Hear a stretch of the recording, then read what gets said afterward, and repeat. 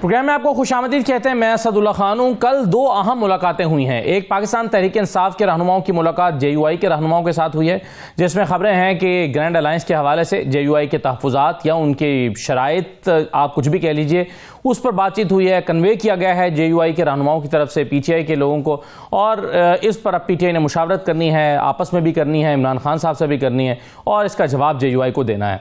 और इसी पर फिर ये मुनहसर होगा कि क्या ग्रैंड अलायंस बन रहा है या नहीं बन रहा। दूसरी अहम मुलाकात वज़ीर-ए-आज़म साहब के साथ बिलावल भुट्टो ज़रदारी साहब की हुई है। इसमें नहरों के मसले को उठाया गया है। आज पार्लियामान में बिलावल भुट्टो साहब ने मीडिया से गुफ्तगू भी की, उन्होंने एक मीडिया टॉक की और उसमें उन्होंने नहरों के मामले पर बड़े अपने तहफ़्फ़ुज़ात का इजहार किया और कहा कि सिंध में इस पर बड़ी रिजेंटमेंट है और जो पीपल्स पार्टी के लीडर्स हैं वो इस पर बड़े अपने तहफ़्फ़ुज़ात रखते हैं। और उन्होंने कहा कि ये मामला उन्होंने प्राइम मिनिस्टर के साथ उठाया है और इसको एक रेलेवेंट फोरम, जो उनके ख्याल में रेलेवेंट फोरम बनता है CCI, वो समझते हैं कि इस पर उठाना चाहिए। और इस पर भी अपने उन्होंने खदशात का, तहफ़्फ़ुज़ात का इजहार किया कि एक साल से CCI की मीटिंग क्यों नहीं हो पा रही। तो इस सिलसिले में अब क्या एडवांसमेंट होने जा रही है। पाकिस्तान तहरीक इंसाफ कुछ अंदरूनी मसाइल का शिकार है, जिसमें आज अलीमा खान साहबा का और नईम हैदर पंजोता के दरमियान एक तल्ख़ कलामी रिपोर्ट हुई है। अलीमा खान साहबा का ख्याल था कि नईम हैदर पंजोता किस हैसियत में जेल के अंदर जाना चाहते हैं, जबकि उनको कोई ज़िम्मेदारी केसेस के नहीं दी गई है। जबकि नईम हैदर पंजोता ने भी तुर्की ब तुर्की जवाब दिया, तो फिर तल्ख़ कलामी का माहौल पैदा हो गया।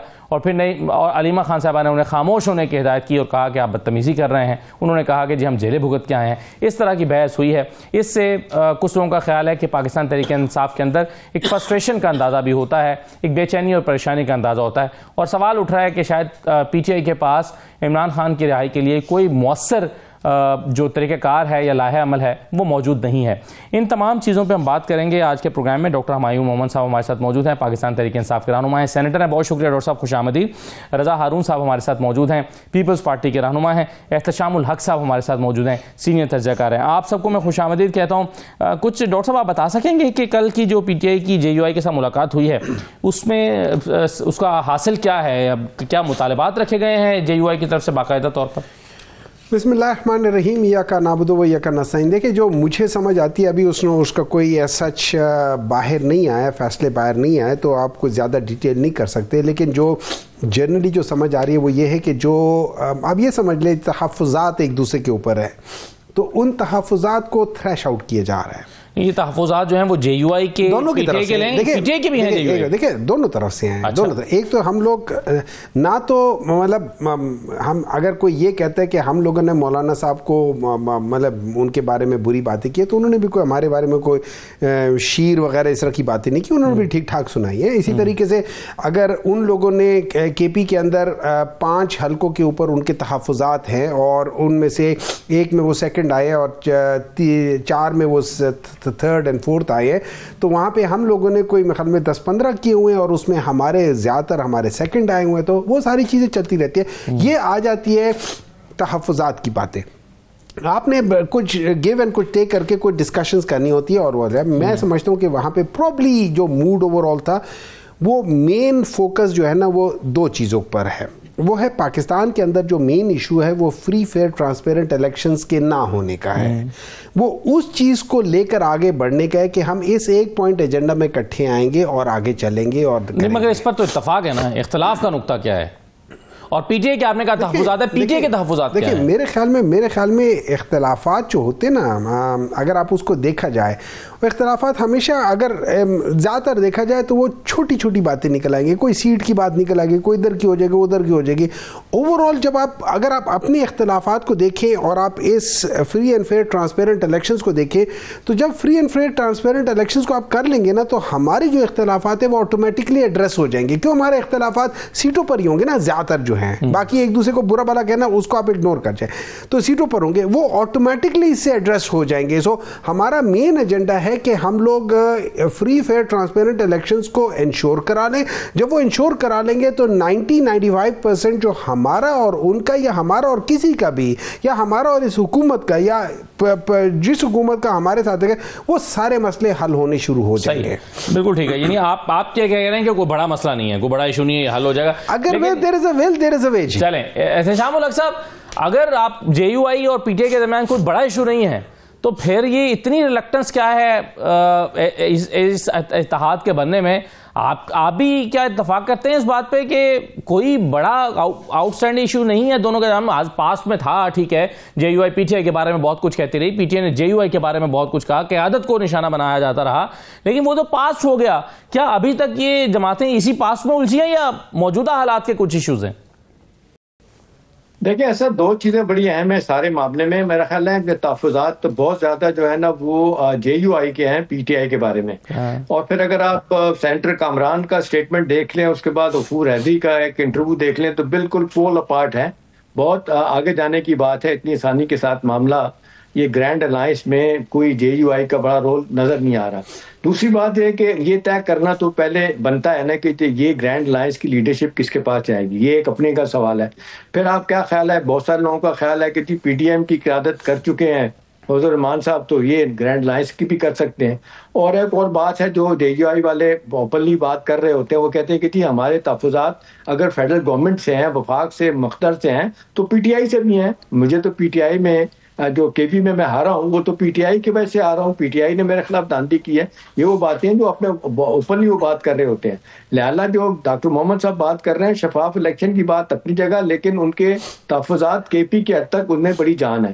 दूसरी बात है कि मौलाना फजल रहमान साहब के करीबी हल्के ये कहते हैं, ये बात मुझे कहने में असद कोई आर नहीं है, कि ये फर्ज करेंगे ग्रैंड अलायंस और ये मूवमेंट को बन जाती है, उसकी कामयाबी का अल्टीमेट बेनिफिशियरी कौन होगा? मतलब आप मौलाना फजल रहमान साहब, आप सियासी तौर पे बड़े जानीदा आदमी हैं, फायदा तो पीटीआई को होगा। तो ये क्या सेरा सजा के वो दे देंगे फजल रहमान साहब इतनी आसानी के साथ उनको? तो मेरा ख्याल है नहीं सर, अगर अलायंस नहीं भी बनता तो फिर भी जेयूआई को या मौलाना फजल रहमान को क्या फायदा होगा? देखिए, यही तो बात है। मौलाना फजल रहमान साहब को साथ एक ये भी है ना, मौलाना फजल रहमान साहब को कुछ हुकूमत से भी तवक्कुआत बनी उन्होंने, उनकी इस्टेब्लिशमेंट के साथ भी तवक्कुआत हैं कि जी इलेक्शन अब ये तय अगर हो जाता है कि जी 2 साल बाद इलेक्शन फर्ज करें हो जाते हैं, ये 1.5 साल बाद होते हैं या वक्त पे होते हैं, लेकिन उसमें फिर अगला रोल तो फिर मौलाना फजल रहमान साहब को, अब ये तो मशवरों से दी गई हैं कि जी ठीक है, पशीन से आप जाके जीते थे, इस दफा आपको यहीं से जितवाया जाएगा। तो अब वो उनकी जो इनसिक्योरिटीज हैं उनको मेरा ख्याल है टेकअप करेंगे। दूसरा ये है कि अगर ट्रेडिशनली असद आप देख लें तो फजल रहमान साहब जो है ना, वो आप देख लें हमेशा अलायंस की पॉलिटिक्स में जब जाते हैं तो वो हमेशा इत्तेहादियों के साथ जो हुकूमत बनती है उनके साथ ही रहते हैं, सिवाय इसके कि 83 की जो मूवमेंट थी सिंध वाली, उसमें बहुत ज्यादा वो आगे थे और बहुत ज्यादा भुगता भी था उन्होंने एमआरडी की मूवमेंट। लेकिन अब नहीं लगता कि इतनी आसानी के साथ इनके तहफ़्फ़ुज़ात जो है ना वो पीटीआई दूर कर सकती है। एक दूसरी बात है कि आए दिन के बयान जब आना शुरू हो जाते हैं दोनों तरफ से, तो उससे मामला खराब हो जाते हैं। मुझे तो गफूर हैदी साहब के स्टेटमेंट में बड़ा वजन लगता है कि भाई जो हमारे एतराज़ात हैं उनको दूर नहीं किया जा रहा, और बजाय लगता नहीं है कि हम उनके साथ चल पाएंगे। ठीक है, बिल्कुल सही है, बिल्कुल सही है सर। रजा अरून साहब, एक तरफ जहां हम अपोजिशन की जमातों के ताल्लुकात की बात कर रहे हैं, वहां पर हम हुकूमत और उसकी इत्तेहादी जमातों के ताल्लुकात को भी नजर डालें, तो आज बिलावल साहब ने अपने चैम्बर में जो मीडिया से गुफ्तगू की और उसमें उनसे बार बार 2-3 सवाल दोहरा के पूछे गए कि अगर आपका नहरों का मसला एड्रेस ना हुआ तो फिर आप क्या करेंगे, और दूसरा उनसे सवाल ये किया गया कि क्या आप बजट में ऐसी सूरत में हुकूमत को सपोर्ट करेंगे? तो कैटेगोरिकली बिलावल साहब ने कहा कि जी हमारे पास कोई वजह नहीं है कि हम बजट में हुकूमत को सपोर्ट ना करें, और दूसरा उन्होंने कहा कि मुझे यकीन है कि ये नहरों का मसला तो हुकूमत के साथ हल हो जाएगा। यानी बज़ाहिर हुकूमत और पीपल्स पार्टी के ताल्लुकात खराब होते हुए दिखाई नहीं दे रहे, जो बार बार उनसे सवाल किया जा रहा। तो ये नहरों का जो मसला है ये कितना संजीदा है और किस हद तक जा सकता है? ये लसन भाई लाइफ लाइन है सिंध, और पानी का इश्यू आपको पता है बहुत ही नाजुक सेंसिटिव होता है बड़ा, और ये सिर्फ सिंध के लिए नहीं होता, ये पूरे पाकिस्तान के लिए पानी का मसला जो है तकसीम के हवाले से, चाहे वो 1991 का अकॉर्ड हो या इरसा की कार्रवाई हो या ये लेटेस्ट SIFC के तहत जो 6 केनाल्स का मंजूर था, वो ये तमाम चीजें जो खास तौर पे हमारे बारानी के लोग हैं या जो निचले टेल एंड पे लोग हैं उनके लिए बहुत ही ज्यादा कंसर्निंग और सीरियस हो जाता है। प्रॉब्लम हमारे यहाँ ये होती है, हमारे यहाँ प्लानर्स की या प्रोजेक्ट मैनेजर्स की या चीफ एग्जीक्यूटिव साहिबान की, चाहे वो प्राइम मिनिस्टर हो या चीफ मिनिस्टर हो, कि प्रॉपर कंसल्टेशन का प्रोसेस नहीं करते।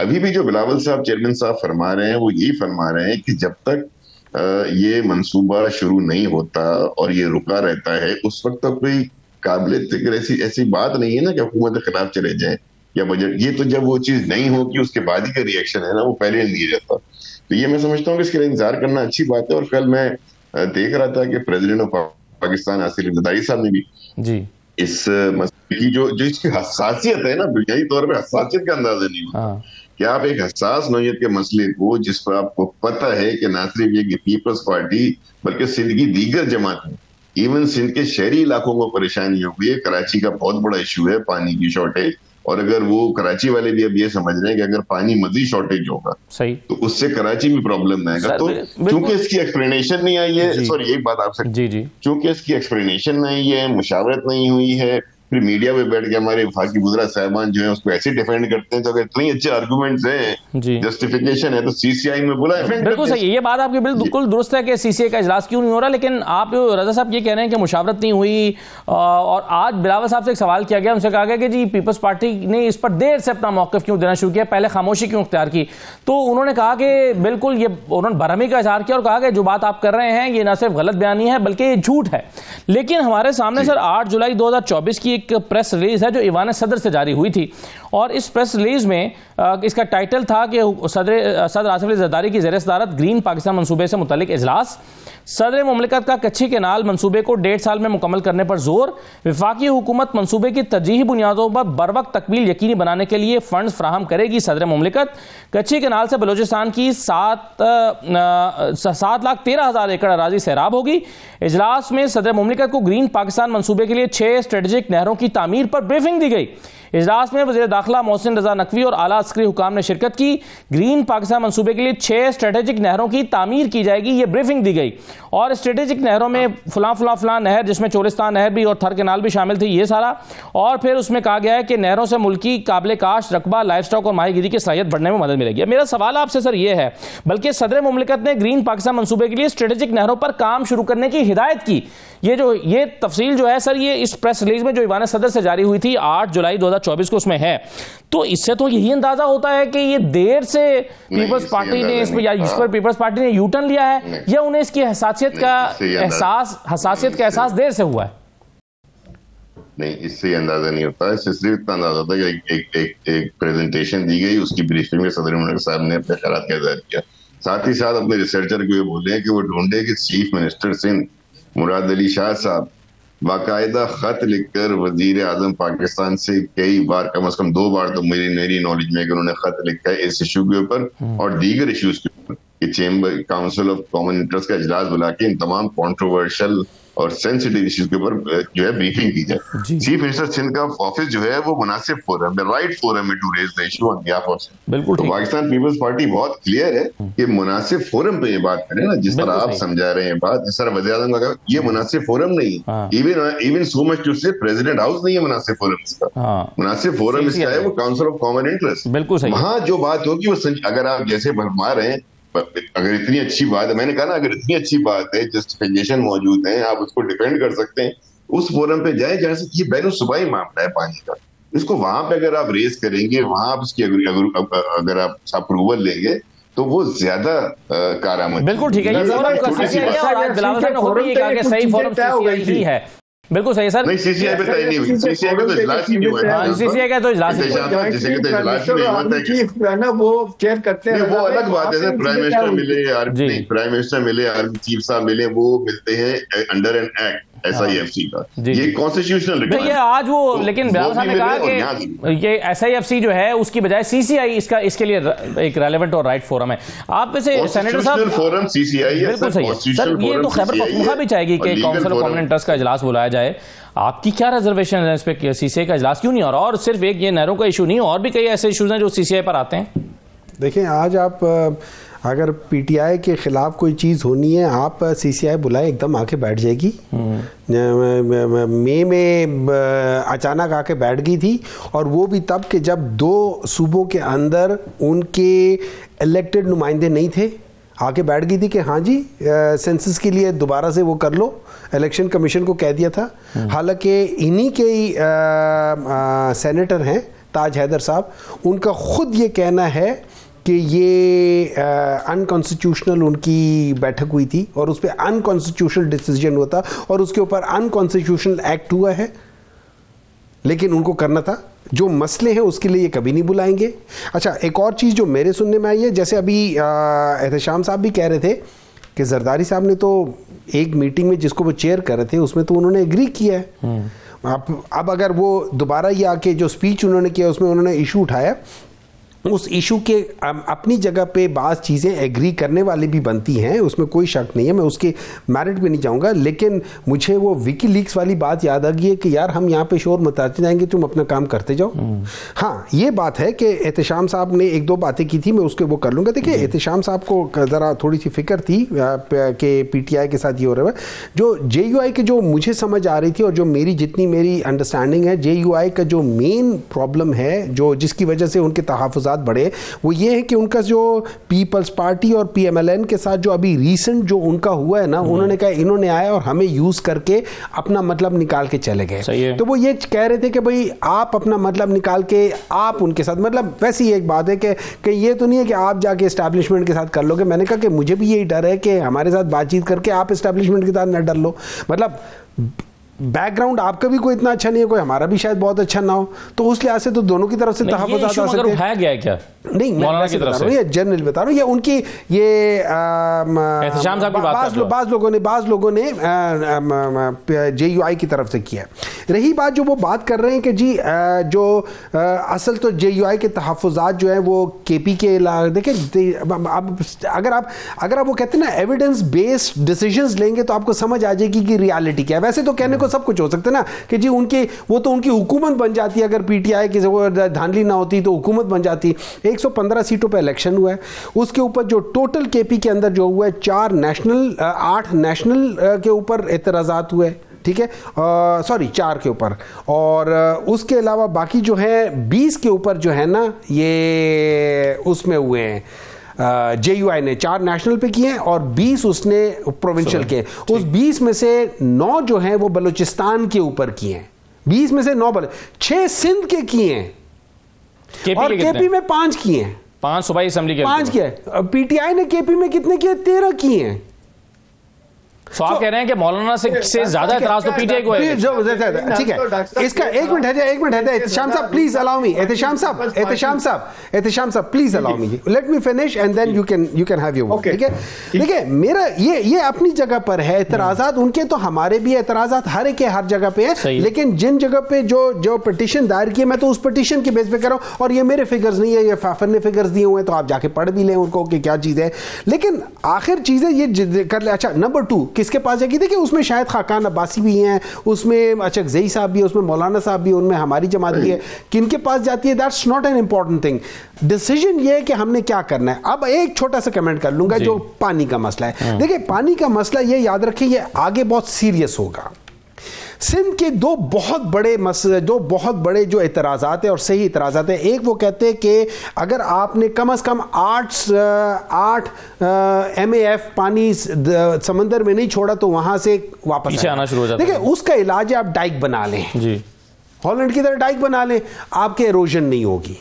समझ आ गई? अच्छा, दूसरा वहां से पानी की कमी है, लेकिन बाज़ जगहों पे बाज़ सीजन में पानी ज्यादा भी आ जाता है। अब उस पानी को आपने मैनेज करना है। पाकिस्तान के पास जो टोटल अवेलेबल पानी है वो 145 MAF है, उसमें जो हम यूज करते हैं 102 से 105 करते हैं, और उससे जो हमें सैराब करना चाहिए वो 80 मिलियन एकड़ रकबा है, लेकिन हम कितना करते हैं? 40 मिलियन। इसका मतलब यह है कि हम 50% यूज करते हैं। अब इसका कंपैरिजन कर लेते हैं हम इजिप्ट के साथ। इजिप्ट के पास 39 या 40 कर लो, 40 MAF पानी आता है, और वो उससे कितना सैराब करते हैं? 80 मिलियन एकड़ रकबे को करते। सो दैट मींस वो हमसे 1/3 हमारा मैनेजमेंट गलत है, हमारी चीजें गलत है। अच्छा, फिर उसके बाद देखिए यही चीज, ये जो आप जहां से निकाल के ला रहे हैं, नहरें लेकर आना चाह रहे हैं, इस नहरों को अगर आप पानी को कहीं स्टोर कर सके, वो पानी जो सैलाब का पानी है 30 मिलियन एकड़ फुट पानी जो है ना वो सैलाब का था, वो जाया होता है। अगर हम उसको मैनेज कर ले, तो ये आपके ईस्टर्न रिवर और ये हाकड़ा जो कि चोलिस्तान में जाता है, आप उसको कर सकते हैं without anyone losing any share. सही है, चलिए मैं एक छोटा सा ब्रेक ले लेता हूँ, जब ब्रेक के बाद वापस आके मजीद बातचीत करते हैं, हमारे साथ रहिए।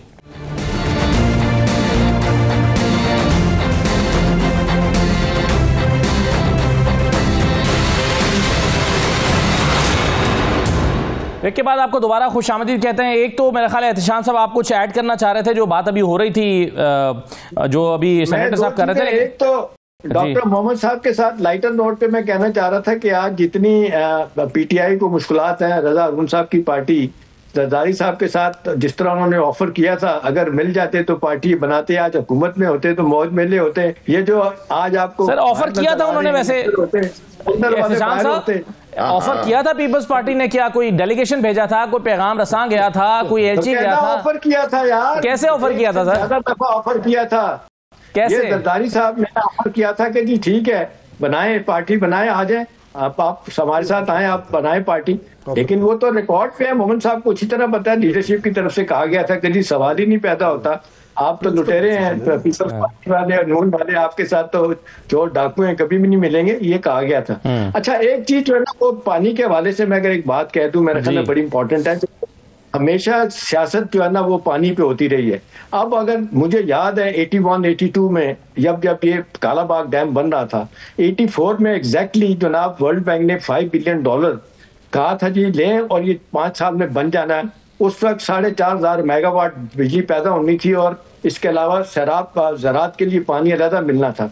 इस पे सियासत की गई और उसके बाद मैं शमशुर मुल्क साहब जो चेयरमैन वापडा के आज भी हयात हैं, उनका मैंने इंटरव्यू किया। सर कहते मैंने जाके वली खान साहब को कन्विंस किया और वो मान गए कि यार ये तो आप ठीक कह रहे हैं, इससे तो अपना नौशहरा नहीं डूबेगा, ये तो पूरे मुल्क के लिए अच्छा है। तो वो कहने लगे, आखिर में वली खान साहब ने कहा ओ भाई आपकी अगर हम बात मान लें तो हमारा बरसों का पॉलिटिकल स्टैंड कहाँ जाएगा। अब देखें ना, ये सियासत की नजर हुआ। शमशुर मुल्क साहब आज भी हयात है, अगर ये कालाबाग डैम बन जाता है, इस पे सियासत ना होती तो पानी का मसला आज हमें इतना ना होता जितना आज आप देख रहे हैं। सही है, बिल्कुल ठीक है सर। लेकिन ये जो अभी आपने पहले पीपल्स पार्टी के हवाले से बात की थी, आज तारिक अजीज साहब, मैं भी वहीं पर मौजूद था, बिलावल साहब की गुफ्तगू हो रही थी, तो तारिक अजीज साहब हमारे ब्यूरो चीफ हैं, उन्होंने बिलावल साहब से ये सवाल किया कि उन्होंने कहा कि आपने क्या कोई डेलीगेशन भेजा था इमरान खान के पास, कोई पैगाम रसा भेजा था? तो उन्होंने जवाब दिया कि जी हमने कोई भेजा तो नहीं था, लेकिन 2 दिन तक हमने अपने डिसीजन को होल्ड रखा, हम इंतजार करते रहे कि पीटीआई क्या कहती है। जब उन्होंने ये स्टेटमेंट दे दी कि हम किसी के साथ मिलकर हुकूमत नहीं बनाएंगे, फिर हमने अपना डिसीजन लिया। तो एक तरह से तो पीपल्स पार्टी चलिए सही कहती है, लेकिन बहरहाल पीपल्स पार्टी ने कोई बाकायदा कोई डाकिया, कोई पैगाम रसा, कोई डेलीगेशन, कोई पैगाम लेकर बंदा नहीं भेजा था। आज बिलावल साहब ने इसका एतराफ किया। एनीवे एक स्टेटमेंट आया था, मुझे याद है, ऐसे इस हवाले से पार्टी के किसी अहम आदमी का एक स्टेटमेंट आया था इस हवाले से। आप हमारे साथ मिलकर हुकूमत बना, आपके साथ पीपल्स पार्टी ने ऑफिशियली आपको पैगाम दिया था? अनऑफिशियली एक शख्स था जो बिलावल भुट्टो के साथ डायरेक्ट था, उससे मेरी बात हुई थी, उसने मुझे यही ऑफर की थी। मैंने जब लीडरशिप से बात की थी, उन्होंने कहा था कि हम इनके साथ नहीं मिलेंगे, उसके बाद फिर ये बात बंद हो गई। बिल्कुल ठीक है, चलिए। अच्छा, अब रजा अरुण साहब, एक तजवीज़ आज आई है करारदाद की सूरत में पंजाब असम्बली में, और वो बड़ी दिलचस्प तजवीज़ है। उसमें कहा गया है कि पंजाब में कौमी असम्बली और सेनेट की तर्ज पर पार्लिमानी निज़ाम मुतारिफ करवाया जाए, और इस सिलसिले में जो है वो करारदाद सूबाई असम्बली में पेश की जाएगी, इस पर तैयारी हो रही है। यानी जैसे कौमी असम्बली और सेनेट होता है विफाक में, यानी विफाक का जो पार्लिमानी निज़ाम है, इसी तरह का पंजाब में पार्लिमानी निज़ाम तजवीज़ किया जा रहा है। ये कैसी तजवीज़ है और क्या ये काबिल अमल है? ये मैं समझ ही नहीं पाया किसने करारदाद पेश की। क्या हो पंजाब? ये आपके एलाइज है जी, आपके एलाइज है, आप अपने एलाइज पे हाजिर हैं, आप पे पीके एक्ट लग जाएगा।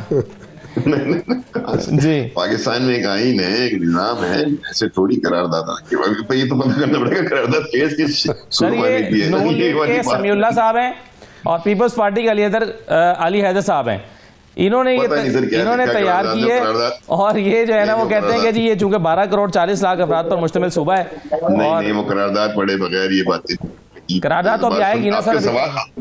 जी हाँ, नहीं मुझे सवाल सुन के शायद पहली दफा किसी प्रोग्राम में हमारे लिए भी हैरत की बात है, ये नई बात है ना सर, इसलिए मैंने आप मतलब हमारी जरूरत क्या है, देखिए आपको एक बात बताता हूँ, हमारी जरूरत है कि हम बजाय इस तरह के कामों में अपने आप को जाने के, हमारा जो थर्ड टियर ऑफ गवर्नमेंट है, मकामी हुकूमतों का, उसके लिए कोई बात किया करें, उसको हम स्ट्रॉन्ग करें, वो ज्यादा इंपॉर्टेंट है। वो ये कह रहे हैं कि जब ये तरानीम की बात हो रही थी और आपस में राब्ते बढ़ रहे थे, तो पीटीआई के दोस्त इस बात पर आमादा थे कि केपी के जो 4 हलके हैं वो खोल देंगे, वो जिसपे कि एतराज है जेईएफ का, वो भी उन्होंने नहीं खोले और बार बार याद दहानी के बावजूद नहीं खोले। तो ये 3 बड़े अहम पॉइंटर्स हैं ना, जिसके ऊपर के इस पे तो अगर इत्तेहाद करके बैठेंगे तो पहले 15 दिन के आपस में ये होंगे, फिर मसाइल पार्टी के अंदर पहुंच जाते हैं।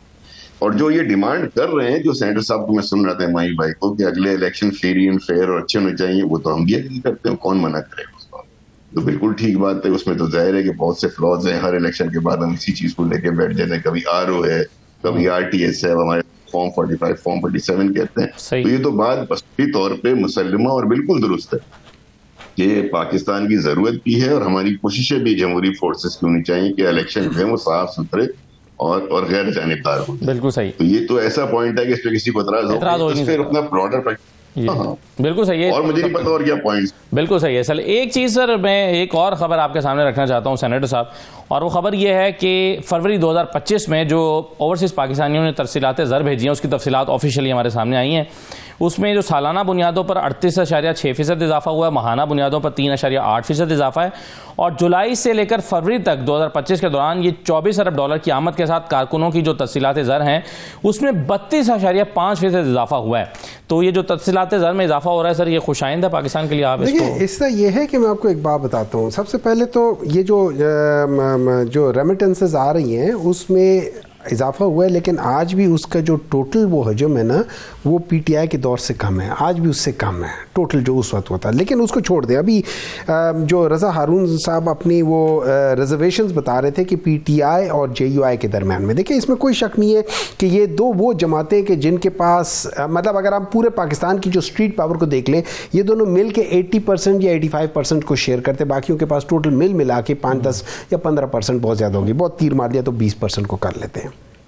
अब इनका आपस में ऑब्वियसली हमारा ये होगा कि हमारी स्ट्रीट पावर आप यूज़ करें, उनकी स्ट्रीट पावर हम यूज़ करें, तो कुछ कारकुनों के दरमियान में भी होगा। ये याद रखिए, इस जगह पे काफ़ी लेवल होता है, ख़ासतौर पे जब ज़्यादातर लेवल में जब आपका 1-on-1 इलेक्शंस आमने सामने हो रहे हैं, तो उस चीज़ में आ जाती है। फिर दूसरी 26वीं तरामीम में देखें, उसमें जेयूआई भी कोई ज़्यादा खुश नहीं है उस तरामीम से जिस तरीके से हुई है। मुझे एक बात बताएं ना, एज अ पार्लियामेंटेरियन बता दे, वो 26वीं तरामीम ठीक है, मैं मानता हूँ कि हमारे लीडरशिप जाके मौलाना साहब के घर पे या सेनेटर कामरान के ऑफिस में या कहीं जाके बातचीत, ये वो लोग आ गए थे, बातचीत हो गई थी, लेकिन क्या हम लोग जो कॉन्स्टिट्यूशनल अमेंडमेंट्स हैं पार्लियामेंट के बाहर उसके ऊपर डिस्कशंस होंगी और फिर वो पास होंगे?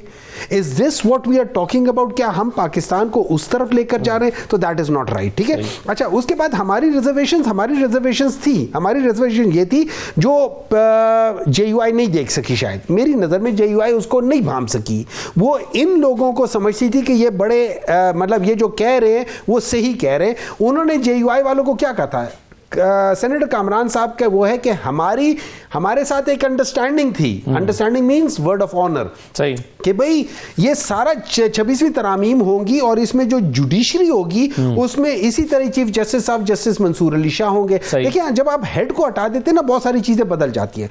उसके बाद क्या हुआ, और ये बिलावल भुट्टो साहब ने भी कहा है कि आखिर में 5 मिनट पहले हमें पता चला कि, और किस 5 मिनट किससे पहले, वो जो कमीशन बैठा था उसके अंदर आखिर में होता नंबर इनके ज्यादा थे, हमें चूंकि हमने ये पहले अंडरस्टैंड कर लिया था कि ये इसलिए हमने ये किया था। और तीसरी बात ये कि देखिए, at the end of the day जो हल्के खोले जाएंगे, फलाने किए जाएंगे, हमारा मेन मकसद ये है कि ठीक है वो पीछे जॉब हुआ है, जैसे मैंने बताया कि स्टेटिस्टिक्स में हमने कंप्लेन किया एज अपोज टू, सो दोनों तरफ आप ये उसको बराबर ही समझ ले। ठीक है, आगे कैसे जाएंगे, हमारा मेन मकसद क्या है, ये है कि अगले इलेक्शंस हो, लेकिन वो इलेक्शंस कब हो, वो इलेक्शन अभी होने चाहिए।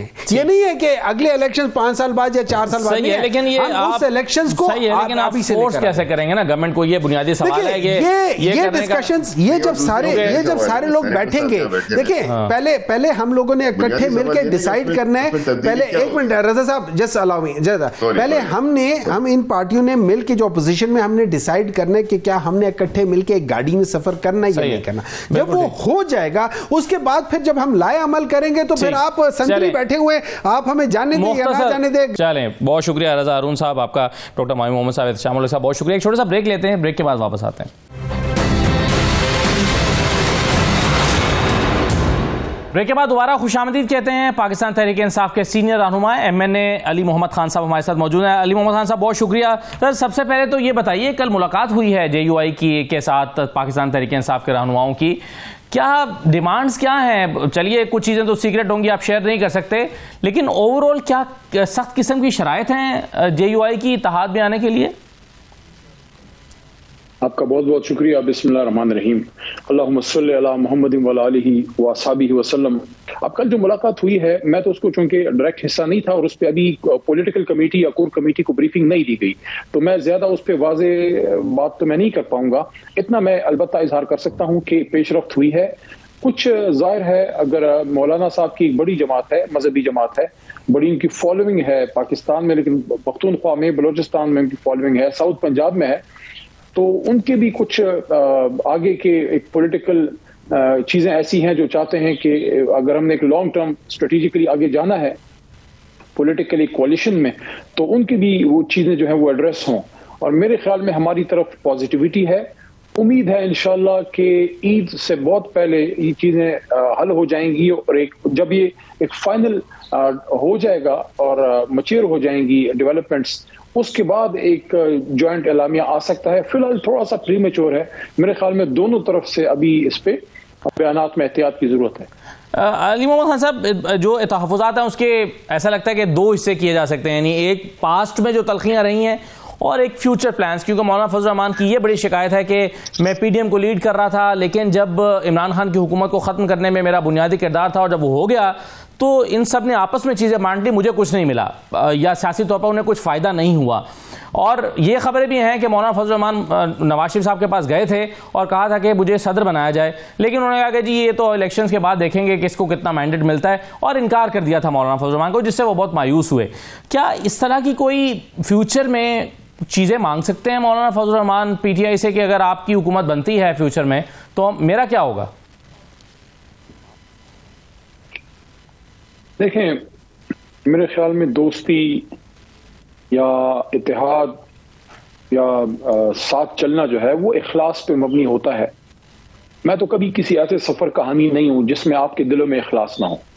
तो मेरे ख्याल में बड़ी जिम्मेदारी से मैं ये बात कर रहा हूं कि अगर मौलाना साहब हमारे साथ दिल से चलते हैं, मैं ये यकीन दिलाना चाहता हूं और मैं समझता हूं कि इमरान खान साहब भी जब मेरी मुलाकात होगी वो इस बात से इंशाल्लाह उस पर खड़े होंगे, और उनकी सोच भी है कि कभी भी आप अपने दोस्त को, अपने कोलिशन पार्टनर को उसकी इज्जत में आप इजाफा करते हैं, कभी उसको बेइज्जती के हवाले नहीं करते, कभी उसको आप अकेला नहीं छोड़ते, कभी जब हाथ दोस्ती का आप दे दें, कभी आप अपने खुद से हाथ नहीं छुड़ाते। मेरे ख्याल में मौलाना साहब के हमारे नजदीक आने में और इकट्ठे चलने में मुल्क की बेहतरी तो होगी ही, लेकिन मेरे ख्याल में उनकी इज्जत में मजीद इजाफा होगा। मैं नहीं समझता हम कभी ये सोच भी सकते हैं कि कोई कोलिशन पार्टनर, बिलखुसूस उलमा कराम, हमारे नजदीक आने में उनकी कोई सुक्की हो या उनके साथ कोई कमिटमेंट हम पूरी फिर ना करें। हाँ, कमिटमेंट वो जरूर करनी चाहिए जो आप पूरी कर सकें, वैसी लारा लप्पा नहीं करना चाहिए, किसी को वैसी लारा नहीं देना चाहिए। तो ऐसी कोई बात नहीं होगी जो मौलाना साहब फिर बाद में गिला करें, जिस तरह मियाँ साहब से करें या जरदारी साहब से। हमारे साथ जो बात होगी वो पक्की होगी और इंशाल्लाह जब एक बार फैसला हो जाएगा अवाम के सामने होगी। आपका बड़ा उसूली मौक़िफ़ रहा है, जैसे आपका PMLN और पीपल्स पार्टी के बारे में मौक़िफ़ है कि इन जमातों ने बड़ी करप्शन की है, पाकिस्तान को नुकसान पहुंचाया है, ऐसे ही आपका JUI और मौलाना फजल रहमान के बारे में भी ये मौक़िफ़ रहा है कि उन्होंने बड़ी करप्शन किया। और दूसरा ये कि जब आपने सर हुकूमत बनाने में इन सियासी जमातों के साथ नहीं बैठे और आपने कहा कि हम इन जमातों के साथ बैठ के हुकूमत नहीं बनाएंगे, तो फिर आप इन जमातों के साथ मिलकर अपोजिशन कैसे बना सकते हैं? मैं इस बात से इनकार नहीं करूंगा कि माजी में बड़ी तलखियां मौलाना साहब के हमारे बीच में रही हैं। मैं किसी को इल्जाम नहीं देता, हमारी भी गलती होगी, मैं ये नहीं कहता कि सारा उनकी तरफ से है। बस मैं ये कहूंगा कि मेरी ख्वाहिश ये है कि पाकिस्तान की सियासत से तू तकार और जो तलखियां हैं गैर जरूरी वो दूर हों और मुकाबला मैदान अमल में हो, और वो है खिदमत खल्क की, कि वो जमात जो ज्यादा अच्छा परफॉर्म करे वो मैदान में आए, वो कौम को लीड करे, वो इख्तिदार में जो है अपने साथ हुकूमत में लोगों को साथ मिला के हुकूमत बनाए। इख्तिदार में बैठना या पोजीशन में आना, इसको दुश्मनी नहीं समझना चाहिए। ये नजरिए का इख्तिलाफ है। आज की अपोजिशन कल की हुकूमत होती है और आज की गवर्नमेंट जो है वो कल की अपोजिशन होती है। So today's opposition is government in waiting. ये बताइए अली मोहम्मद खान साहब के पिछली एक मुलाकात में बुशरा बीबी के बारे में रिपोर्ट हुआ कि उन्होंने वकला पर काफ़ी बरहमी का इजहार किया, उन्हें डांट पिला दी। आज अलीमा खान साहबा ने नईम हैदर पंजोता और वकला को डांट पिलाई है और कहा है कि सिर्फ 2 लोग जिनको कहा गया है वही अंदर जा सकते हैं, सलमान सफदर और सलमान अकरम राजा, आप यहाँ पर क्या लेने आए हैं। और फिर वहाँ से भी तलखी हुई। ये इस तरह की जो झुंझलाहट है, ये इससे इशारा नहीं मिल रहा कि पीटीआई के अंदर एक बेचैनी, एक फ्रस्ट्रेशन सी मौजूद है क्योंकि कोई रास्ता उनके पास निकल नहीं रहा? देखिए, मैं तो नहीं था वहां पे आज, मैं कमेंट नहीं कर सकता कि क्या सूरत हाल बनी है। अलबत्ता इतना जरूर कहूंगा कि इमरान खान साहब सबके लिए कीमती हैं। हमारे वो लीडर हैं, हम उनके वर्कर हैं, उनके वो फैमिली मेंबर हैं, भाई हैं उनके, बुशरा बीबी के हस्बैंड हैं, हमारे लीडर हैं, हमारे लिए वालिद की तरह का उनका एक रुतबा, एक मर्तबा है। तो सबकी उनसे एक उनसियत है। सिर्फ खून का रिश्ता होना काफी नहीं है कि सिर्फ खून का रिश्ता उनसे मुखलिस है और कोई और नहीं। हो सकता है नजरिए का रिश्ता खून से भी ज्यादा मजबूत हो। तो मैं ये यहाँ जरूर कहूंगा कि अपना अपना एहतराम सबका वाजिब है, लेकिन जो वकला, जो हमारे लड़के नौजवान जो खिदमत कर रहे हैं, जो स्ट्रगल कर रहे हैं, तो उनका भी लिहाज जरूर रखना चाहिए। नईम की भी स्ट्रगल है और बाकी लोगों की भी स्ट्रगल है, जिस तरह आपा की भी स्ट्रगल है, उन्होंने भी मुश्किलात सही हैं, बुशरा बीबी ने भी सही है। ये वक्त आपस में इन चीजों का नहीं है। मेरे ख्याल में इमरान खान साहब को इस वक्त हाउस डिवाइडेड नहीं, हाउस यूनाइटेड चाहिए। अली मोहम्मद साहब, क्या इससे कोई मसला पैदा हो रहा है कि वकला मुख्तलिफ तरह की पिटीशनें डाल के उस बहाने से इमरान खान से मुलाकात करने के लिए चले जाते हैं, सियासी लोगों की मुलाकातें होने नहीं दी जा रही और वकला जो हैं उन्होंने एक रास्ता तलाश कर लिया है इमरान खान के पास जाने और मुलाकात करने का, इससे क्या कोई मसला पैदा हो रहा है? देखिए, वकला अगर इमरान खान साहब से जाके मिलते हैं तो उनसे मोहब्बत करते हैं, बगैर पैसे के वो केसेस लड़ते हैं, ना सिर्फ खान साहब के बल्कि कारकुनान के भी। अगर कोई वकील अदालत के जरिए अपने लीडर से मिलना चाह रहा है, हम कैसे उससे ये राइट ले सकते हैं? हाँ, ये अलबत्ता है कि जो केसेस हैं वो चंद मखसूस वकला, खान साहब की इजाजत से, बुशरा बीबी की इजाजत से, अलीमा आपा के मशवरे से उन वकला को केसेस दिए जाते हैं। और ये मैं समझता हूं कि वो महदूद चंद मखसूस सीनियर तरीन प्रोफेशनल वकला हैं। बाकी यंग लॉट है, ILF के लोग हैं, हर कोई चाहता है अपने लीडर से मिले। मैं नहीं समझता कि कोई वकील, मैं खुद चूंकि इसलिए मैं ये नहीं बात कर रहा कि मैं वकील हूं तो मैं वकीलों की सपोर्ट कर रहा हूं, मैं उस तरह से सियासी भी हूं, लेकिन मैं समझता हूं कि कोई वकील, मैं नहीं समझता सोच भी सकता है कि वो किसी सियासी अपने लीडर का रास्ता रोकेगा। कौन वकील होगा जूनियर जो नहीं चाहेगा कि असद कैसर साहब मिले खान साहब से? कौन वकील होगा जो नहीं चाहेगा कि उमर यूब भाई मिलें खान साहब से? कौन वकील होगा जो नहीं चाहेगा कि हमारी सीनियर क़यादत जो है आमिर डोगर साहब जाके मिलें? तो मैं इससे एग्री नहीं करता। मेरे ख्याल में वकला ने बड़ी जानबशानी की है। ये पार्टी आज अगर सलामत है तो या तो अवाम खड़े हुए खान साहब के साथ, और या अल्लाह के हुक्म से वकला ने स्टैंड लिया और मुश्किल में जो साथ खड़ा होता है, मुश्किल में जो आपके साथ कंधे से कंधा मिला के खड़ा होता है, उसको दुत्कारते नहीं है। अली मोहम्मद खान साहब, क्या आखिरी सवाल, क्या ये जो दिसंबर, जनवरी और फरवरी पिछले 3 महीने में ये जो तासुर बहुत तेजी से तकवीत पा रहा है कि पाकिस्तान तहरीक इंसाफ के पास इमरान खान की रिहाई के लिए कोई जामे प्लान मौजूद नहीं है सड़कों पर आने समेत, या कोई और दूसरा मंसूबा, क्या ये तासुर दुरुस्त है? मैं इस तासुर को रद्द करता हूं। तहरीक इंसाफ अपनी जद्दोजहद जारी रखी हुई है, ऐवान में भी अपना हम आवाज उठा रहे हैं, रोड पे भी जितना मुमकिन है, और अदालतों में भी स्ट्रगल कर रहे हैं। लेकिन आप ये देखिए कि सियासी कारकुन के पास नारा होता है, उसके पास आवाज होती है, उसके पास एहतजाज में एक धरना होता है पुरअमन। सामने से अगर गोली पड़ रही है, आप मुझे बताएं दुनिया का कौन सा पुरअमन सियासी कारकुन गोली के सामने खड़ा हो सकता है? दुनिया में क्या कौन सी मिसालें हैं? या तो फिर खूनी इनकलाब हो, उन इनकलाब की तरफ तो कभी भी खान साहब ने नहीं कहा, वो तो एक पुरअमन इनकलाब की बात करते हैं जी। तो हम तो कभी भी देखें, हम पे गोलियां पड़ी, क्या हमारी तरफ से कभी एक फायर हुआ? ना कभी होगा। मैं बता दूं, पख्तूनख्वा के हर घर में एक क्लाशनिकोव मौजूद होती है, हर बंदे के पास असला होता है, पंजाब में भी होता है, लेकिन हम खाली हाथ आते हैं क्योंकि हम अपने लोगों के सामने एहतजाज कर रहे होते हैं। हम कैसे अपने रेंजर, अपनी फौज, अपनी पुलिस पे हाथ उठा सकते हैं? हम कैसे उन पे खुदा न खास्ता गोली चला सकते हैं? हम तो पुरअमन लोग हैं, तो पुरअमन लोग क्या करेंगे? आके एहतजाज करेंगे। अब अगर आगे से गोलियां पड़ रही हैं, आप मुझे बताएं कौन सा सियासी कारकुन 5 मिनट गोलियों के सामने खड़ा हो सकता है? लेकिन हम अपनी, हमारी जद्दोजहद जारी है। ये वो लोग ये प्रोपेगेंडा करते हैं जो इमरान खान से उनसे लीडरशिप को तोड़ नहीं सके, जो इमरान खान साहब की लीडरशिप को खरीद नहीं सके, जिनको तोड़ना था तोड़ दिया, जिनको डराना था डरा दिया, जिनको भगाना था भगा दिया। जो खड़े हैं अब और कुछ नहीं कर सकते, उनकी कीमत नहीं लग सकती, उनको डराया नहीं जा सकता, तो अब उनकी क्रेडिबिलिटी को हिट किया जा रहा है। लेकिन याद रखिए, इज्जत जिल्लत अल्लाह के हाथ में है। ये लीडरशिप अपने लीडर के साथ उसी तरह मजबूत खड़ी है जिस तरह बदन के साथ रूह होती है। बहुत शुक्रिया अली मोहम्मद खान साहब, बहुत शुक्रिया प्रोग्राम में शिरकत करने के लिए। ये नाज़रीन आज का प्रोग्राम था, इजाज़त दीजिए, अल्लाह हाफ़िज़।